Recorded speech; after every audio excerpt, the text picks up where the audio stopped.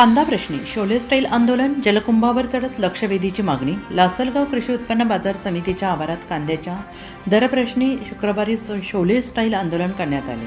कांद्याला समांतर बाजारभाव योजना तातडीनं लागू करावी तसेच नाशिक जिल्ह्यातील 15 आमदारांनी अर्थसंकल्पीय अधिवेशनात लक्षवेधी मांडावी किंवा सभात्याग करावा या मागणीसाठी उद्धव सेना, शिंदे सेना, छावा क्रांतीवीर सेनेच्या पदाधिकाऱ्यांनी जलकुंभावर चढून आंदोलन. बाजार समितीत सकाळच्या सत्रात 1020 वाहनातून आलेल्या कांद्याचा लिलाव सुरू झाला.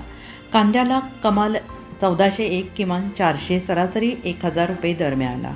मात्र सकाळी 11 वाजेपर्यंत 552 वाहनांचा लिलाव पूर्ण होत असताना बहुतांश कांद्याला 600 ते 900 रुपयापर्यंतच दर मिळाल्याने शेतकरी आणि पदाधिकारी संतप्त झाले. यावेळी शिवा सुराशे, संतोष पानगव्हाणे, अभिजित डुकरे, गोरखसंत नवनाथ वैराळा आदींनी पाण्याच्या टाकीवर चढून घोषणाबाजी केली.